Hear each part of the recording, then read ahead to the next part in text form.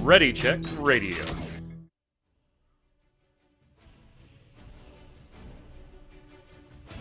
Stand by as we get ready to serve up all your news this week in the world of gaming.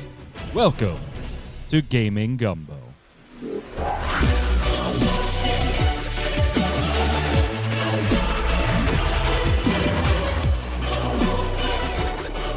Why, hello, Internet. It's Saturday, it's 7 p.m. Eastern. That means it's time for some Gaming Gumbo. Welcome to twitch.tv/Ready Check Radio. If you're watching on YouTube or listening on iTunes, Spotify, Audible, Amazon Games, whatever, head on over to readycheckradio.com. In the upper right-hand corner, you'll see all the socials for us: Twitch, Twitter, Facebook, YouTube, all that stuff. Give us a like, give us a subscribe, follow, do all that stuff. Comment down there, engagement, and tell your friends if you like what we do here. It's the easiest and fastest and cheapest way to support us as we close in on 600 Twitch followers. Getting very close. Help us out there.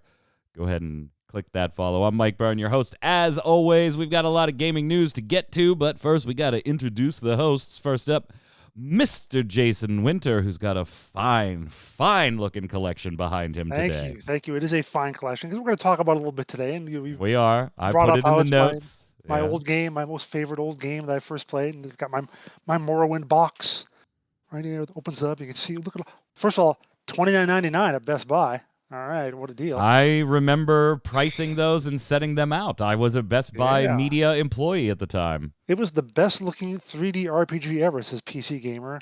Awe-inspiring, says Games Domain. I mean, look at those graphics. Graphics.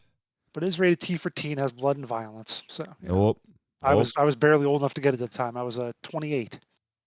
just over the wire. But I also have one other thing too, because I've always talked about how I keep the closet door closed so you can't see my underwear. So I'm going to show you my underwear. Wait, what? See, right here. I don't. Just bought it today.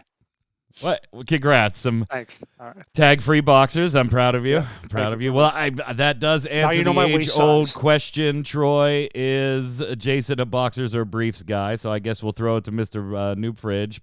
Blackburn, are you boxers or briefs? I'm a boxers guy, and I won't show you mine because they're on my butt.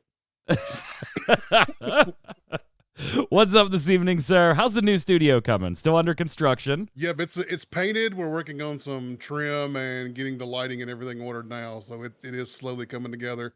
It is fully painted, though. It looks good. It's like a deep turquoise color. It looks really good on camera. We've already shot a couple of videos that we can record on just a remote camera for the girls in there, so it's doing pretty well. It's coming along. Nice, so coming Troy's along. inhaling fumes today. All right. Coming along as we move into April, which means two things. We welcome Troy Blackburn, the Noob Fridge, as now a permanent mainstay host on Gaming Gumbo. Welcome, sir. Thank you. Not just filling in. He'll be cycling in and out. Yod will, of course, be back when he is back in town. Right now out of town with some family stuff going on. And then we will welcome Mr. Zista, Dom Greco from Snowbound, still on hiatus while Activision maybe someday becomes a respectable company again. I added a note of how unrespectable they were. Yeah. I don't think that show's coming back anytime soon. Yeah, so we're going to have Dom Greco, a.k.a. Zista, cycle in here too. So we'll kind of do a 2-on, 1-off with everybody. So that's the good news. The bad news, of course, is that as far as official rotation goes, this is Jason Winter's last Gaming Gumbo as he finishes up your like content creation career everywhere, right? You're leaving MMO Bomb. Well, for any business, I should say.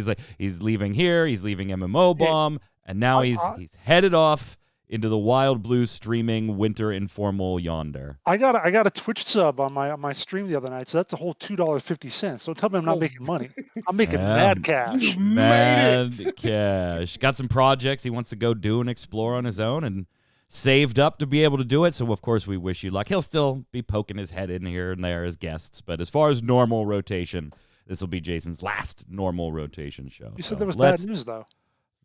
That is the bad news. That is the bad news. I didn't want you to go from MMO Bomb. I didn't want you to go from here. I made that perfectly clear. Perfectly clear.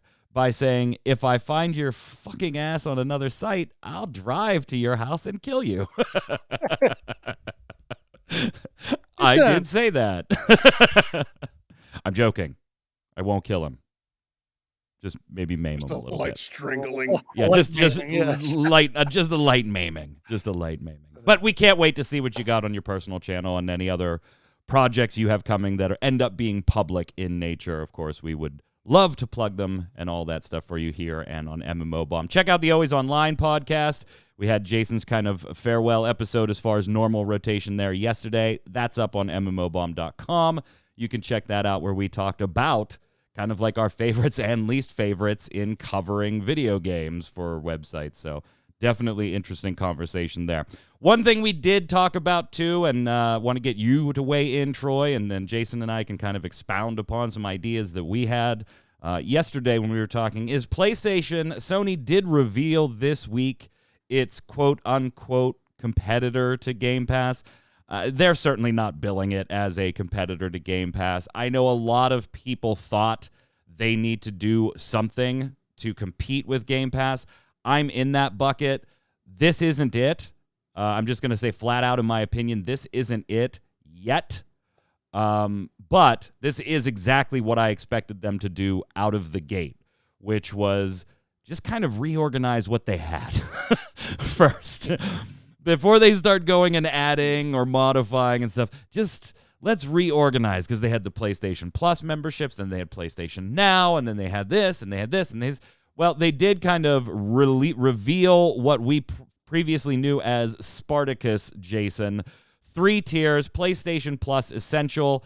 That's basically, if you have PlayStation Plus right now, it's the same damn thing. Your 2 monthly games for free, your discounts, your cloud storage, your online multiplayer stuff, and the same price, $60 a year. So, like, that one is a no change. Where you start seeing changes is in the second tier, PlayStation Plus Premium, which has everything from the first, but then adds the ability to play PlayStation 3 games via streaming only. You cannot download the PlayStation 3 games. And a catalog of classic games available in both streaming and download options from the PlayStation 1, the PlayStation 2, and PSP generations. Vita, get wrecked. That is $120 a year. And did I skip one? No, I didn't skip one. Oh, yeah, I did. The PlayStation Plus Extra is the one in the middle that has everything from the regular tier and then a catalog of like 400 PS4 and PS5 games. So literally, if you want to spend $120 a year, Jason, and kind of catch up on anything PlayStation has done from the PlayStation 1 through the PlayStation 5 era, this is the package for you. Like, their big package for you. Like, it doesn't do a lot for me. I lived it. I played it. I own the ones usually that I still have. So I'm just going to hang on to my regular PlayStation Plus for now. But we were talking a little bit about how, you know, there's a lot that people in their 20s, certainly teenagers, but people in their 20s and even maybe in their early 30s never got their hands on, never played, that this could potentially open a lot of that up. And they do have a substantial library of fantastic games available, but there are some big differences between what they're offering with this service and what Game Pass is trying to do. Yeah, I mean, the fact that you can't have the fact that you do have that long back catalog is a good thing, and the cost is also a good thing as well.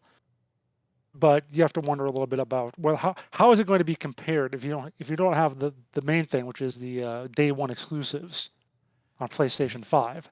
That's the big thing for Game Pass that everyone, I won't say everyone goes in for, but it certainly is a huge draw when you get games like Halo Infinite or Forza Horizon 5 being right there and available to you right from day one. And Jim Ryan says, nope, we just don't think that's a good idea. This isn't good for us.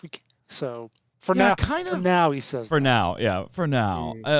This would cost us too much money. It is kind of weird, Troy, looking at it that way. Like, that is a huge difference, right? They are certainly going to have PlayStation exclusive titles. They've already confirmed, like God of War and other stuff there. But the day one stuff that Jason points out, I'm going to give you a perfect example, right? I don't typically purchase MLB The Show. It's I like baseball video games, but I don't typically purchase it. Now, I did buy last year's because I was playing with my brother Havoc and stuff, but I don't typically purchase it. I will play it when it comes out in 3 days. Why? Because it's available on Xbox Game Pass on day one. Boom, I will play it. And you know what? If I like it enough, I'll pick it up. And they'll get a purchase out of a person that generally doesn't purchase that. I can understand maybe Sony's apprehension to not want to go head first, head over heels into the pool when they don't really have to yet. They don't have to yet. They may in the future, but they don't have to yet just to come out swinging at Xbox. But this is kind of a glaring omission for a lot of Game Pass users who would have considered picking up PlayStation's services. As a not PlayStation user, to me, that's sort of a striking sentiment right there, that they don't come out swinging at Xbox. And that's sort of been where they've been here lately, is they never really swing in the same weight class as Xbox when it comes to much of anything. Xbox out there getting to the exclusives, picking up studios, getting things that can only be on Xbox. Their Game Pass is very popular on Xbox and PC. And here we go, PlayStation again. They're putting something out there that, yeah, maybe it's an upgrade that an existing PlayStation user wants to go with, but somebody who would maybe purchase a console from the outside looking in, still trying to decide which one you might go with, it's still not punching in the same weight class as Xbox for me. I'm just seeing chat now from in here, Mad Martha in here before Jason announces he's going to work for Blizzard next week. Dude, I will drive to your house. I will punch myself for that. Here's the other big thing, too, that I think I'm kind of okay with what they're doing so far. They did need a reorg. PlayStation Now being absorbed into the package, it actually makes that, if you were a PS Plus subscriber and a PlayStation Now subscriber, the new package does make that cheaper for you, so that's cool, without sacrificing any features.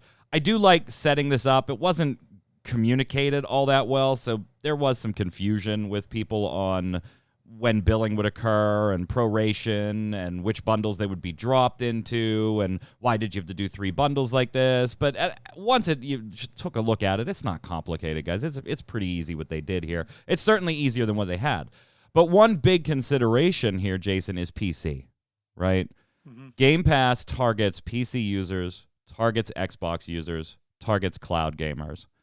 PlayStation only targeting with these current bundles the way they are now, and they're going to roll out this summer, right? Only targeting console players and cloud players via console. So they're not, while we've seen Sony start to move into publishing some of their titles, and we've had Zach on the show, a huge fan of Sony moving titles like God of War and stuff like that to be available on PC. A lot of people are. I am. I'm not going to play them on PC because I just played them on console. I'm done.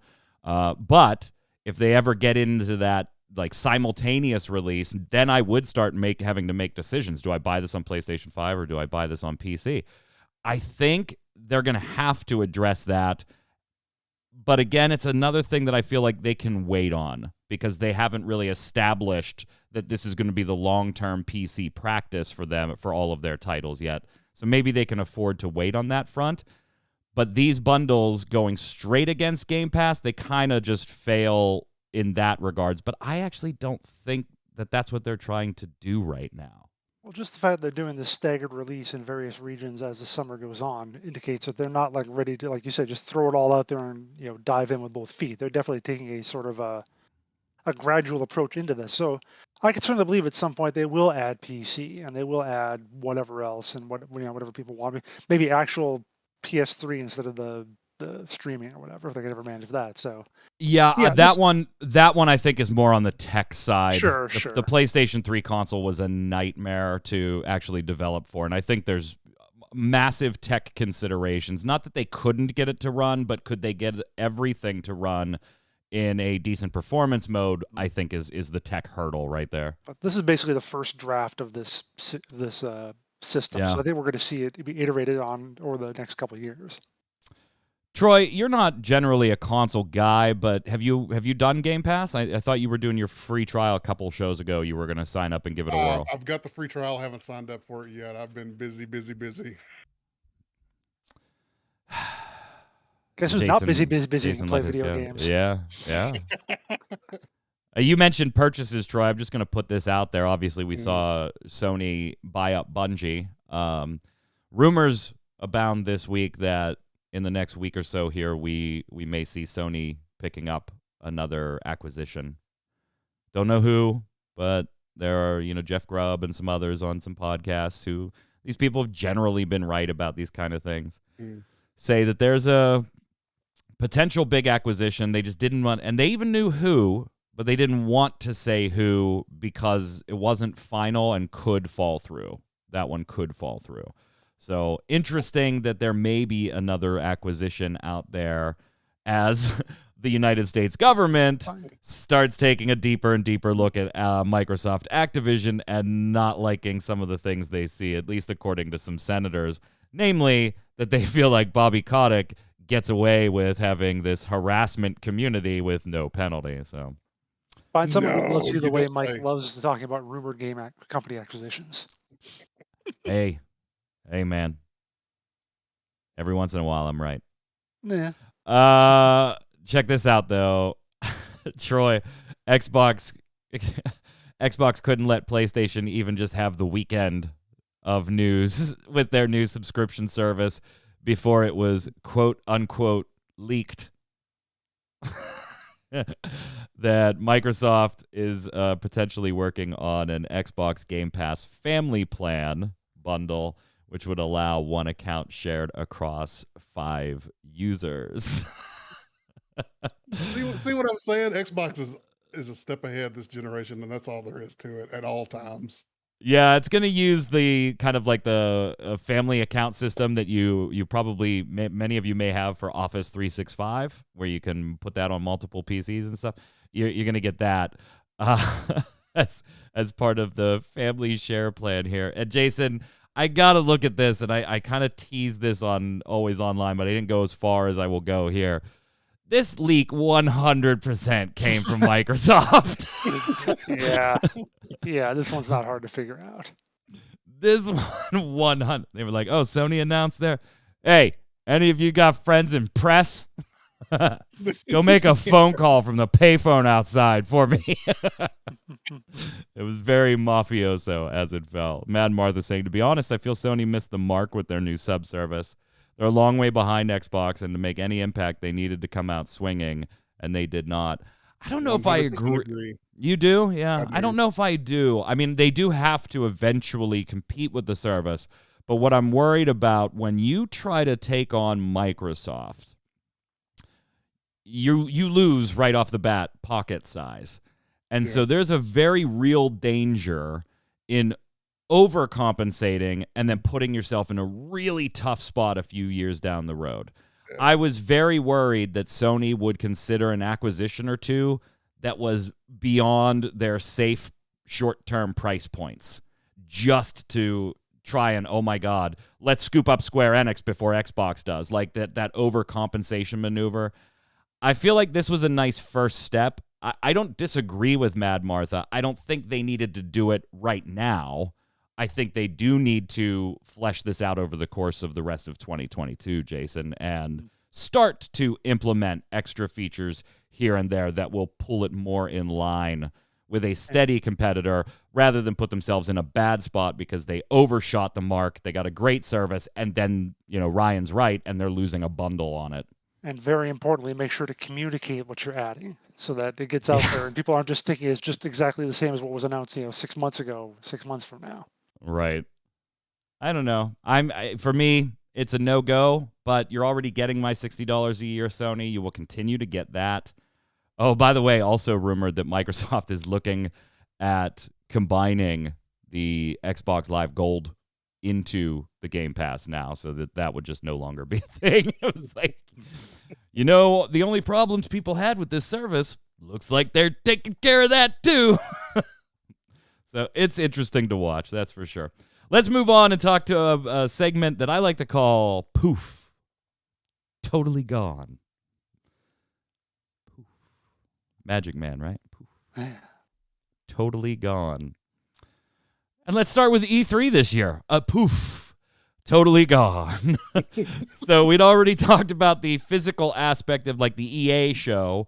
The EA Play thing, that was canceled, so they were tossing around the idea of making E3 a digital-only affair this year, and they didn't confirm anything, Jason. It was just kind of being batted around, but now they've confirmed, nah, we ain't doing shit this year.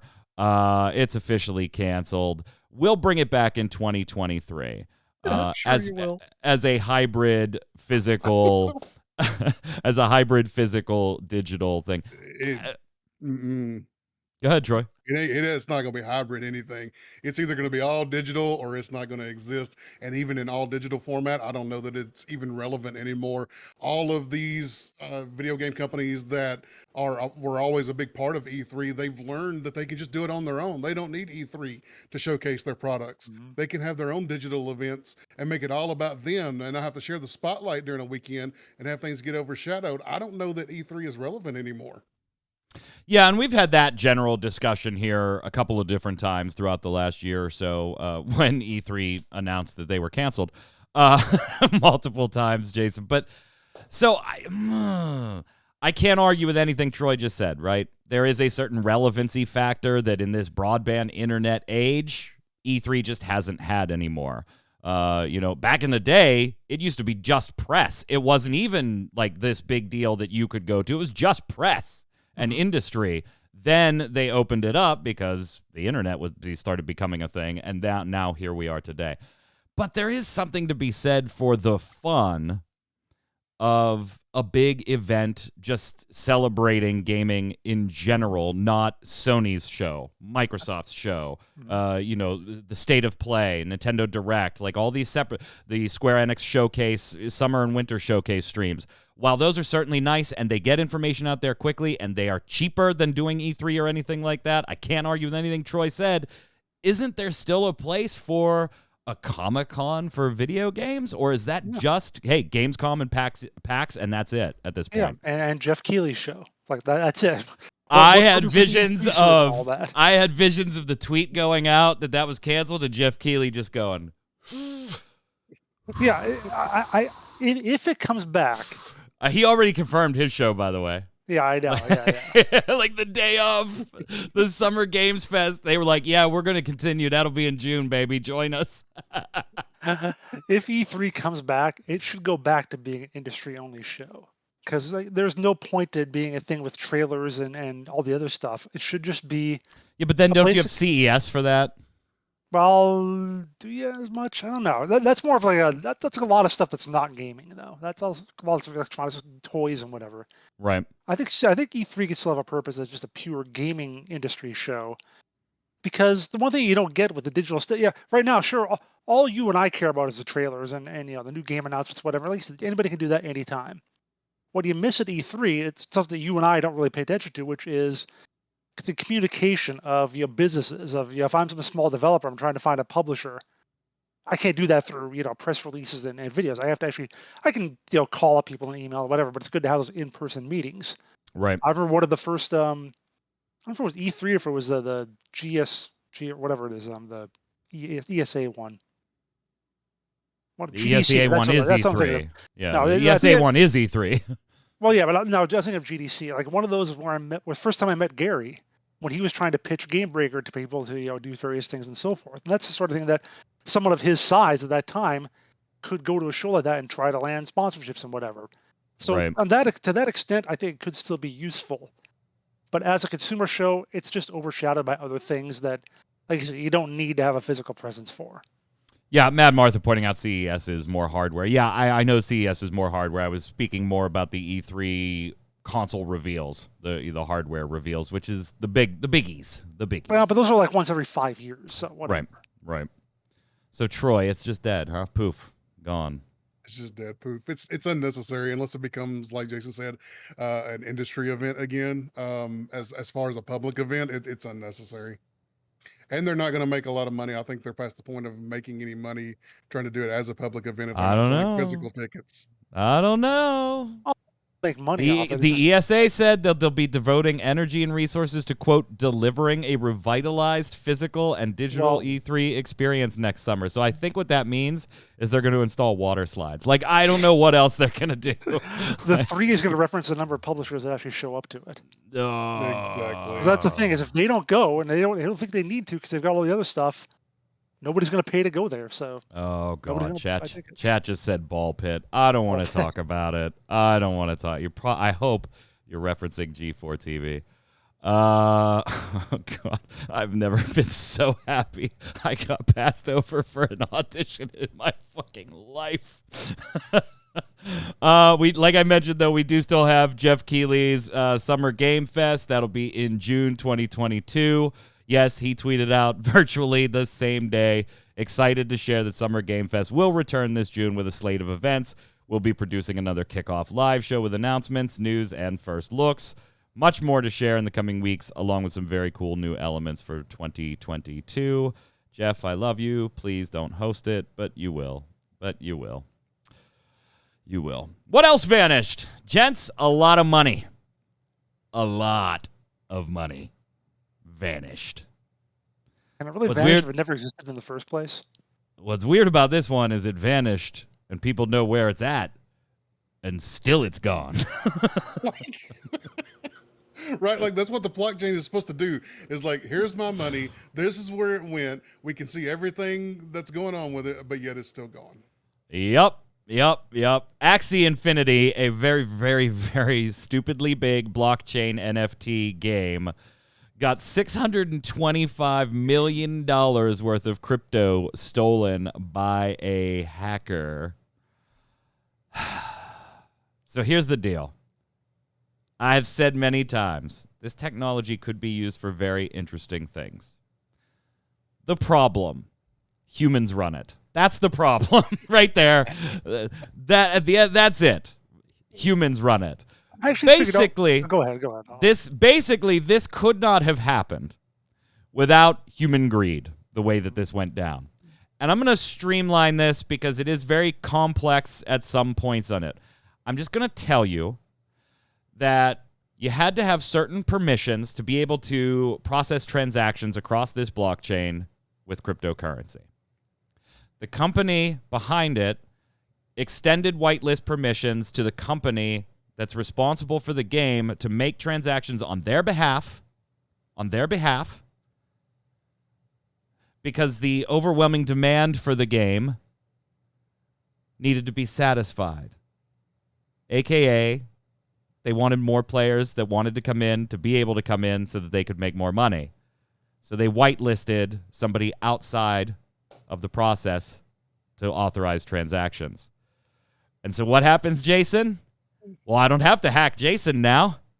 I could just hack Troy. Troy's whitelisted. Let's hack him. And that's exactly what happened through a complex process of going through various firewalls, various security measures. $625 million. Here's what's funny.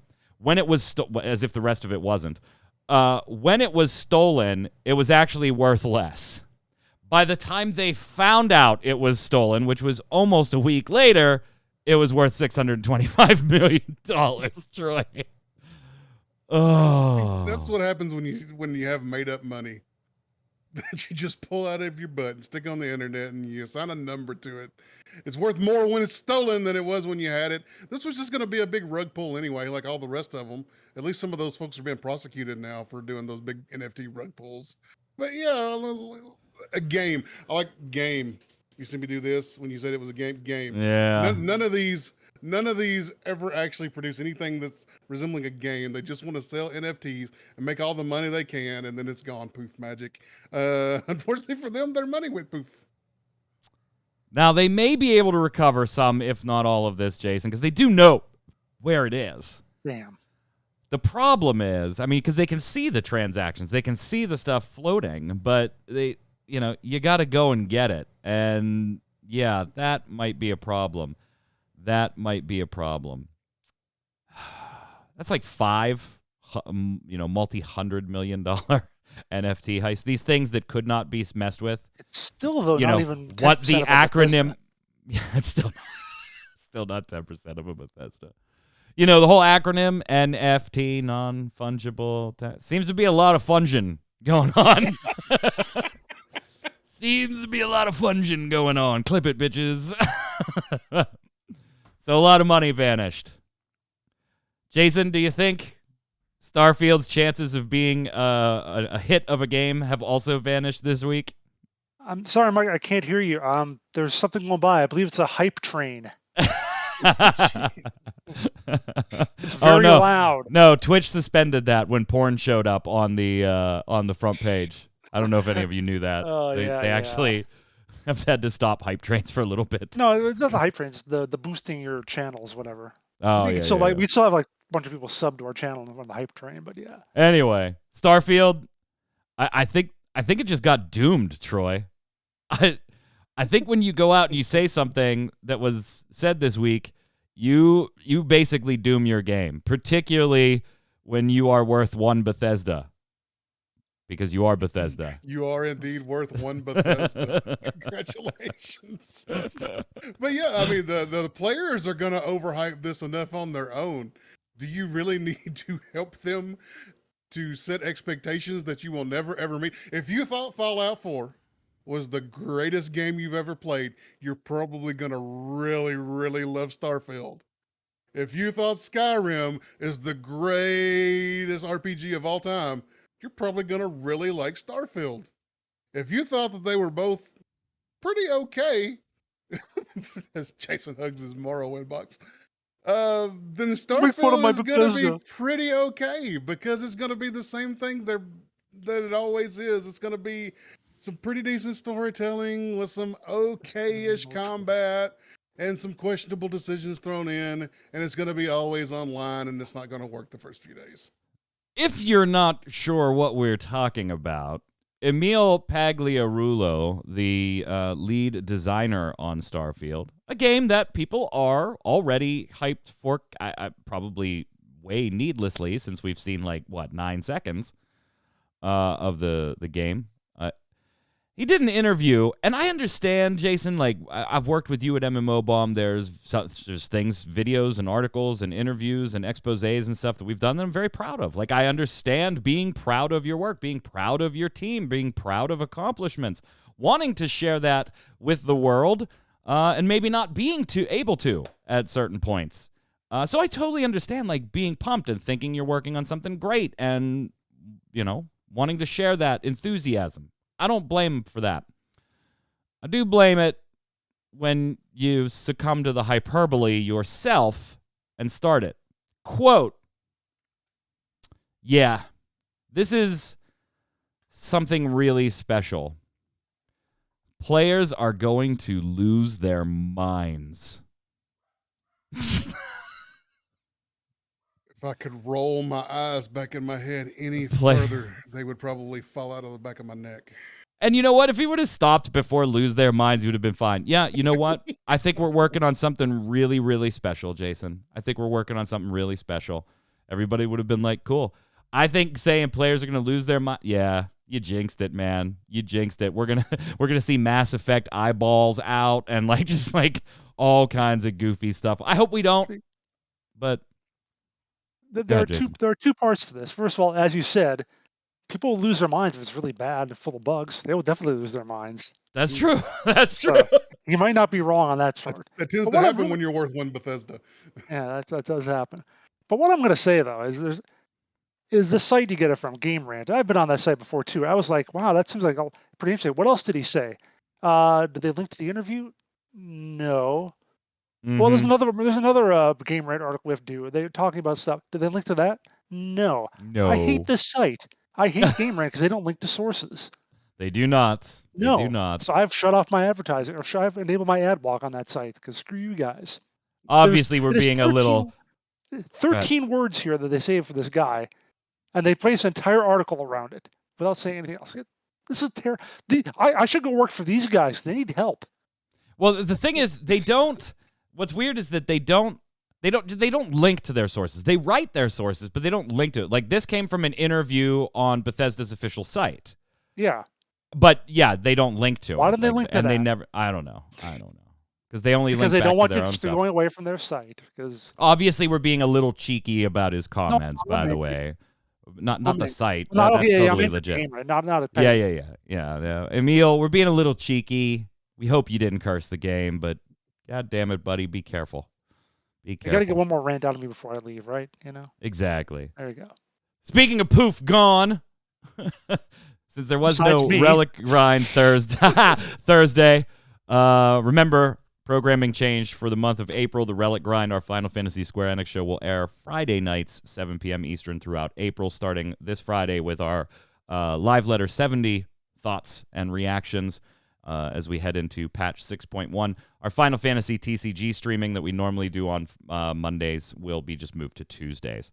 It's due to rehearsal schedule for a show I'm in taking up Thursday nights. So we'll see you Monday, 7 p.m. Eastern. And since we didn't have a show this past week while we swapped that schedule around, so we didn't have a show 2 days apart from each other, I'm going to bring this here. Marvel's Avengers, Jason and I had a nice little laugh this week at Marvel's Avengers because poof, gone your campaign progress on the PlayStation 5. No, only if you want to actually, Play it. Play Yeah, it. yeah, Yeah, I mean, you know. yeah. What's the best part of this to me is that it wasn't like Troy playing it and figuring out, you know what, let me just try this. Oh, it worked. I got past the bug, but yeah, I lost my... It was like their proposed workaround. From Marvel Avengers Twitter, our team is continuing to investigate the issue causing a crash for some PlayStation 5 users. We think we've identified a fix that is currently being implemented and tested. We hope to have more news by tomorrow morning, and we'll continue to keep you updated. Then they replied to their own tweet saying, in the meantime, here's a workaround that is resolving the issue for some players. Just note that it'll reset your campaign progress. I'm going to start my own gaming convention, and I'm going to invite Marvel's Avengers players, and I'm going to invite New World players, and we're just going to come to a convention, and we're going to understand each other's pains, and we're just going to hug it out. Because you just keep waiting for the patch that like fixes the game and makes it good, and is really oh my God, yeah, now it's the time to jump into the game. And I feel like watching Marvel Avengers from the outside looking in, I feel just like I do on the inside of New World. I just keep waiting for that one patch. I keep waiting for them to quit fixing game-breaking bugs. I keep waiting for them to do something good, and it just never seems to happen. So we're just going to have a gaming convention and hug it out and know how each other feels. Thank you. That is exactly what I remember hearing for years about Final Fantasy 14, the original. But just the next patch is going to fix it. I know it's going to. Oh my so God. sick of thinking the next Well, patch is gonna eventually be it great. did. They just slapped a moon into the planet and said, see you in 7 months. It's going to be New World. Right. New World of Realm Reborn. I'm just stunned that was like actually tweeted by Mark. I would have expected Troy to be like, hey, I tried this. You can go ahead and play and you won't have the problem anymore. You lose your campaign progress. Tweet it out, spread the word. No, this was their actual account. They were like, oh yeah, hey, you could try this workaround. By the way, all of your campaign progress will be deleted. All of it. Fucking gone. Gone. None of it. But yeah, totally acceptable workaround. Did you try unplugging it and plugging it back in? They did fix it 24 hours later, but poof, anybody that used the workaround, rip. Like, how do you gotta feel if a day later after you use that workaround, they fix it? Rip. So that is our segment. Poof, totally gone. Things that vanish from the world of gaming. So we normally take a look at when we kick off a month, what's coming out that month, and see if anybody is hyped or interested in anything. Now, February and March were kind of heavy on everybody's wallet. Kind of heavy on most gamers' wallets. There was typically, over the last 2 months, 2 or 3 titles each month that you were probably interested in picking up. Thank God, April looks to be a little lighter. Not so many big things here. Like Lego Star Wars The Skywalker Saga. Cool. MLB The Show 22. I'm not going to buy it. I'll just play it on Game Pass. Chinatown Detective Agency, Chrono Cross Radical Dreamers Edition, Godfall Ultimate Edition, RIP, Sherlock Holmes The Devil's Daughter, Slipstream, House of the Dead Remake, 13 Sentinels, Aegis Rim, Cat Cafe Manager, I don't even know what the hell that is, but it's a Nintendo Switch, so I'm not surprised. Road 96, Star Wars The Force Unleashed on the Switch, April 20th, better late than never, I guess. Probably better never. Zombie April or Zombie Army 4 Dead War. Stanley Parable Ultra Deluxe. Speaking of better late than never, but that'll probably be pretty good.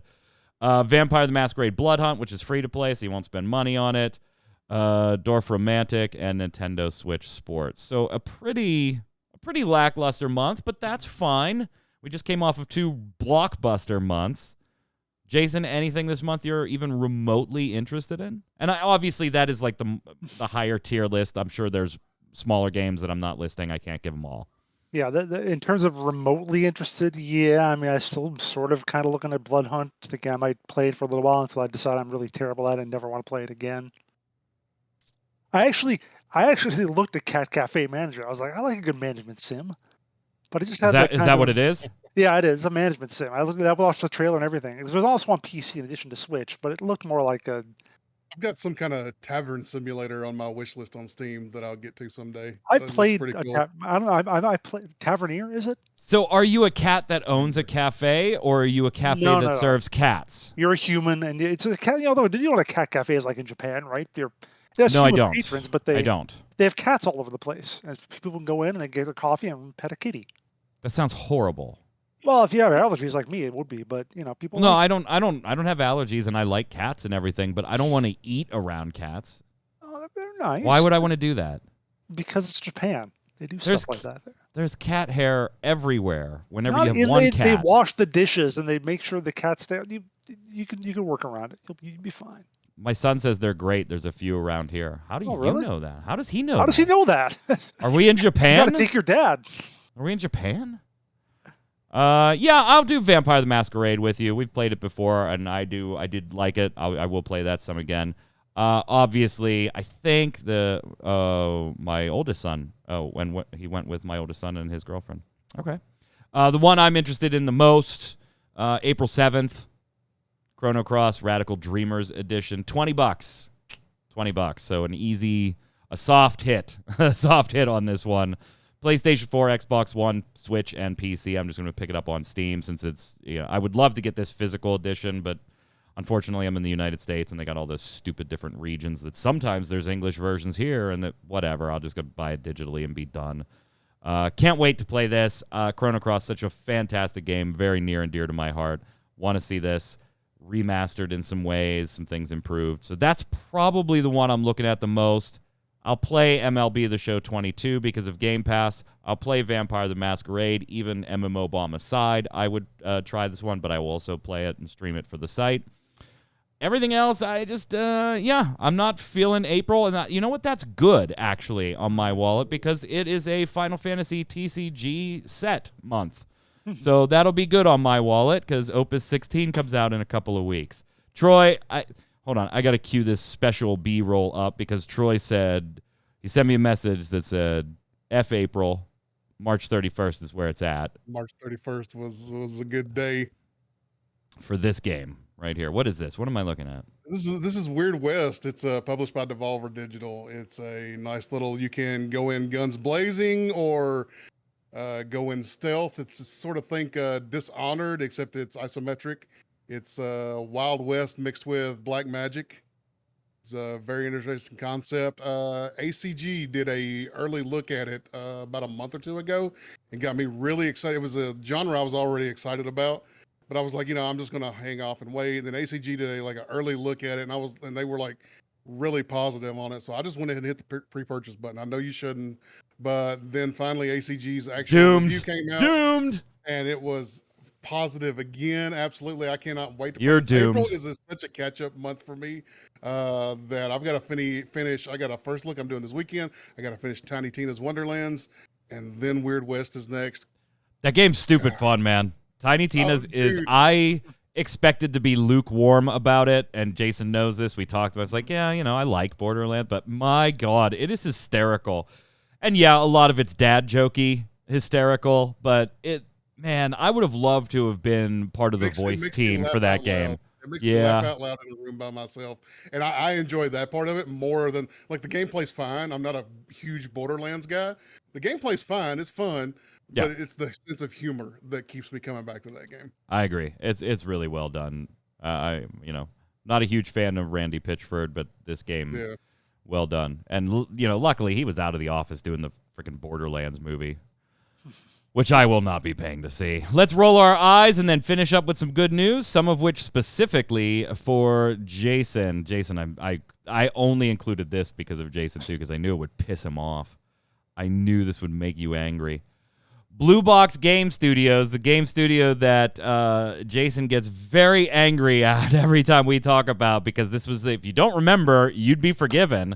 This was the company that was like, are they working on a Kojima game? Are they working on a Silent Hill? Are they working on a remake? Are they not a Kojima game? This isn't even a real company. This isn't even a months and months. They were the ones that late last year, they were going to have that whole app demo for their game, Abandoned.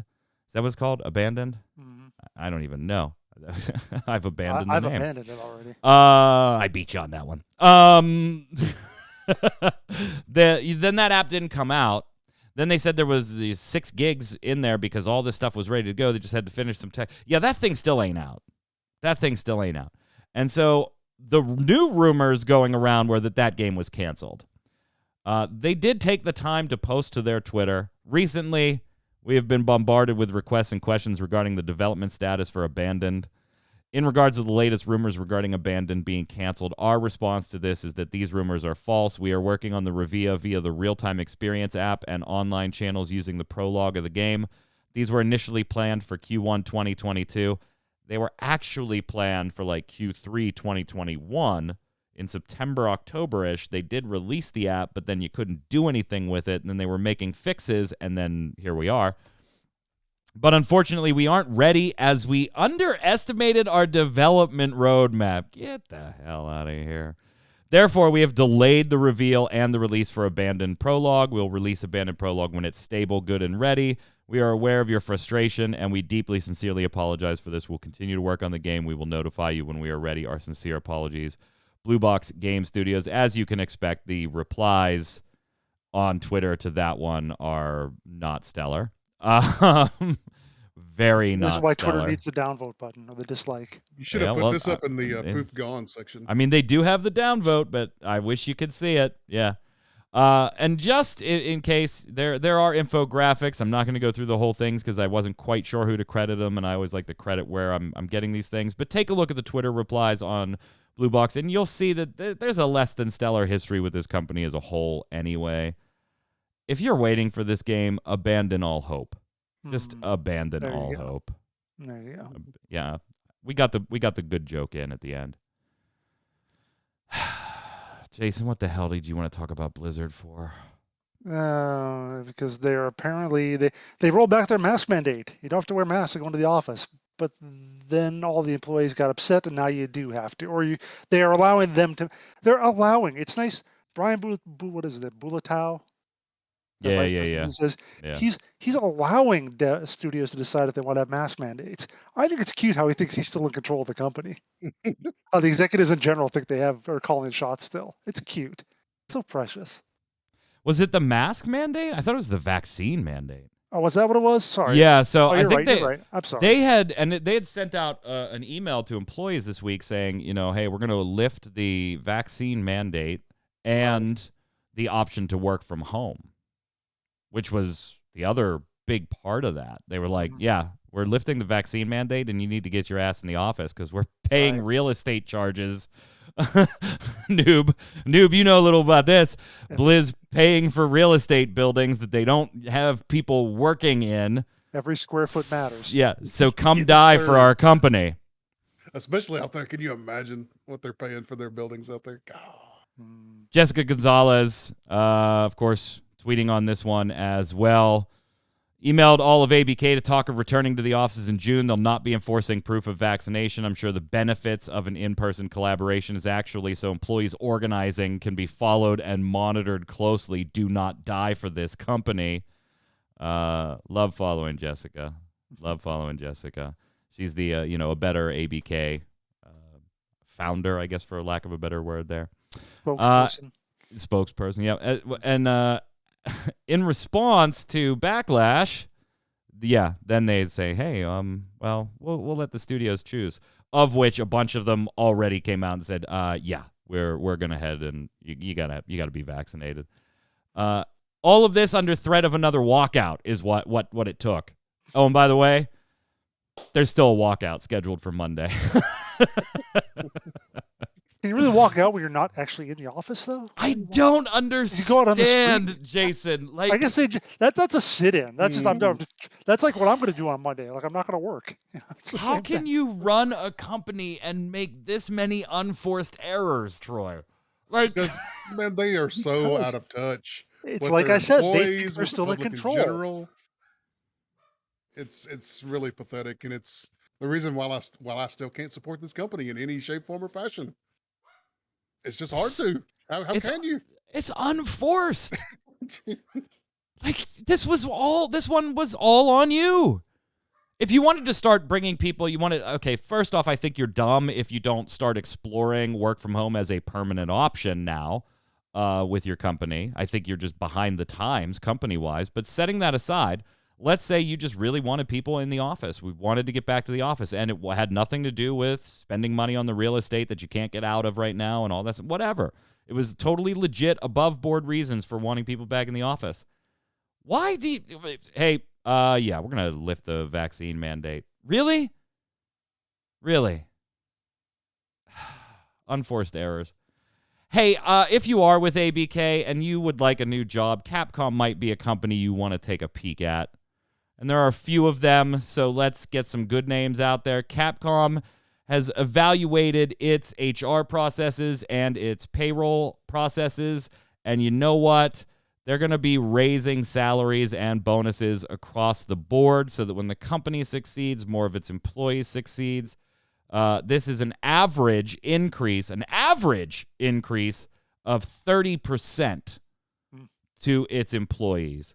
We've seen Bandai Namco have an increase as well, and obviously Capcom here. So, I mean, you might have to move to Japan, which... I was about to say, I'm sorry, sir. I live in America. I don't understand the words that are coming out of your mouth. You mean when a company makes more money, they share with their employees? Yeah. Well, Yeah. in fact, not only the salary, but they also say they're going to have a bonus system more closely linked to the company's business performance. Yeah, so when the company does well, the employees do well. And I found that on the actual Capcom site because Game Rant didn't link to it. So anyway. He's so bitter. He's just so mad. bitter. I am so mad. What was I looking for here? I was looking for... Where is it? They're also reorganizing human resources operation and establishing a chief human resources officer. That's also mentioned on their site. Yeah, I wanna hope that that's just because they're doing evaluations, and they want to make changes, not because they're seeing other companies get very, very burnt, and they're like, oh shit, let's bury the bodies. Let's bury the bodies, guys. Hurry up, bury them, bury them. So hold on, somebody in chat. Let me do. What is this? This is Bandai Namco, but.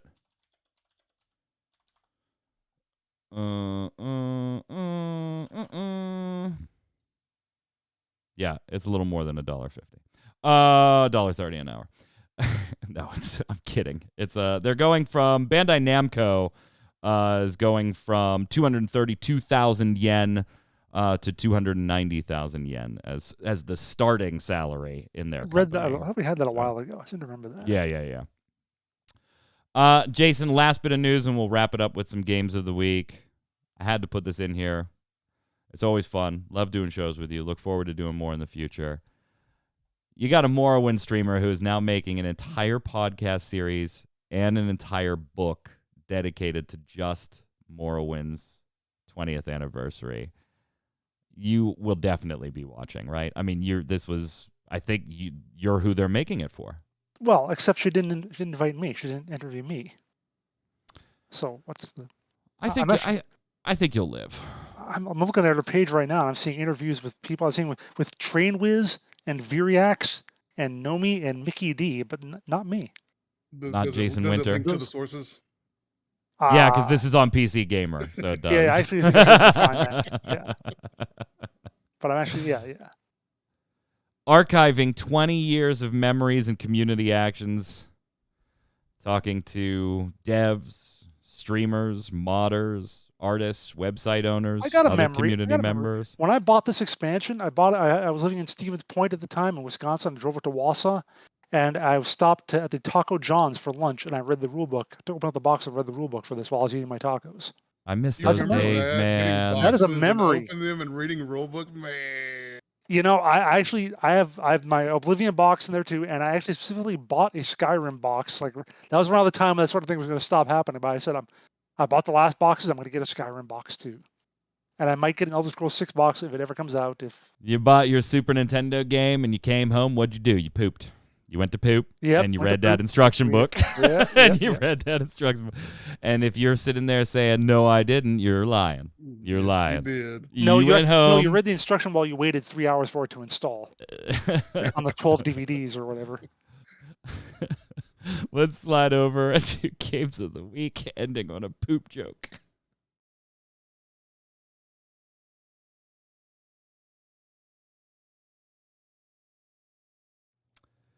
Game of the Week is the way we end every episode here of Gaming Gumbo. Everybody on the panel is going to give you a game. Could be a video game, card game, board game, a mobile game if you want to, whatever that we think you should check out. Could be something we're playing now, something we've played previously, or something we've never played but think maybe you'd like, and we're going to go check it out. It's your job as a viewer to up that engagement, baby. Put it in the comments below who gave the best recommendation. What the host didn't know until we started the show today, though, was you will have 4 to choose from. And yes, that is legal because I make the rules. The 3 of us are going to give you our games of the week, but I have an extra submission from my brother Havoc, who is really enjoying his Nintendo Switch. And he messaged me before the show and said, Metroid Dread is dope. And it's my game of the week for Gaming Gumbo this week. He just inserts himself in it. I'm going to do that too. I'm going to just send you random games from now on. There we go. There you On the go. show, I'll just. I'll put them on there as long as my they're there game in of the week. time. I made a rule. All right. Challenge on the field? There. Nope. It's allowed. It's allowed. So Havoc is recommending Metroid Dread. Troy, that's the mark to beat. What do you got? Well, I said last week that I was going to start recommending board games, considering I own, according to Board Game Geek, 300 and something board games. We'll start with one of my favorites and a nice introduction into the hobby. That's King of Tokyo.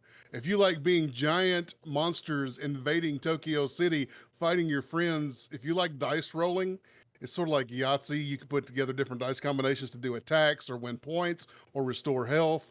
There's different powers you can get for your creatures. There's tons of different creatures and expansions with other monsters you can be, and you just fight each other, and it's a ton of fun. One of my favorite introductory games, King of Tokyo.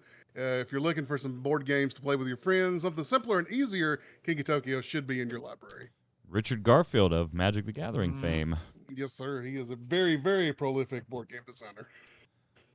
None of them have been good for 25 years. Hey, Keystone seemed to do well briefly there. Stone? That's a beer. No. No, that's a It's very game. big money Card maker. game. Yeah. It's a whatever. I'm gonna go with What the Golf. This was actually a game that when I was trying to decide live with my chat on MMO Bomb yesterday what I was going to stream after the Always Online podcast, they said, hey, play this. I couldn't play it there because it was a single-player game, but it is nuts. It is... I can't explain it. Go check out the trailer for What the Golf. It's cheap. It's a single-player game. Yes, it's golf. Kinda. Some of it's Katamari Damacy, some of it's Guitar Hero, some of it...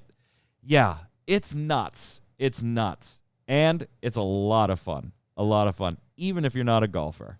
What the Golf. Jason, I'll let you go last. What you got? So Morrowind. End of show.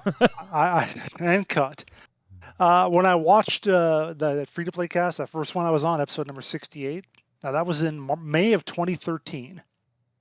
And the question of the week that week was, what is a game that you hated at release and enjoyed later after it got patches? My answer then was Star Trek Online. Because I said, I played when it first came out, and that was in 2010. Went free to play 2 years later, in 2012, like a year ago, 2012. and I liked it. And I'm going to get back to it at some point. I definitely will. I have not gotten back to it yet. Yeah, you did not. But I will someday, and yeah, you probably should too, because it was a lot of fun, and someday I might even try it again still. He's Other- gonna recommend it. 10 years down the road. He's recommending it. Star Trek Online is my game. You're recommending a game you haven't played in 10 years?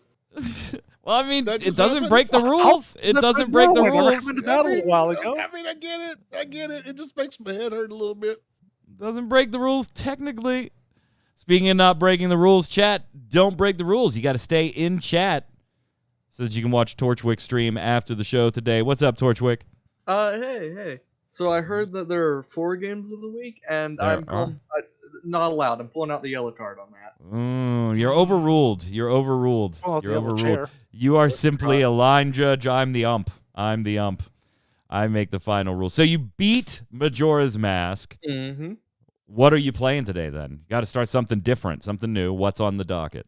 Well, I mean, I figured it took us like 18 streams to do one game, so we're going to do 18 games in one stream this time. Well, that's ambitious. Yeah, well, maybe not 18, but we're going to be going through a catalog of some NES games I might be able to beat pretty quickly, go through a few of them. We're going to start with Mega Man 2, and hopefully that doesn't take me 3 hours. I'm going to do an old school retro run. This Chat, kid thinks don't... he can Mega just run Man through a games Mega quick. Man game like that? I've done it before. You know what? I'll prove it. Watch the stream. Oh, snap. Well, I don't think I have a follow-up to that, so I think we're done with the show. Gents. Jason, it's always a pleasure. You know I love you. You're always welcome here. You're always welcome everywhere. Yeah. We will be back next week, of course, Saturday, 7 p.m. Eastern with Troy and Zista next week, doing our old Gaming Gumbo, wrapping up the week in games. Until then, Troy, where can everybody find you? Hey, everything that I do that's cool goes through Twitter at NoobFridge. Jason, make sure you guys get these and follow these this time. On Twitter at Winter and Formal, streaming at twitch.tv/JasonWinter. Might even be some weekday afternoon streams this week. Who knows? Oh my God. He's like, I don't have articles to write. Might as well stream. I'm Mike Byrne. You can follow me personally right there at Magic Man 1, but more importantly, follow at RC Radio so that we can tweet at you every time we go live with a podcast or one of our volunteer streamers who I love very much. Until next time, stay safe. See you on the servers.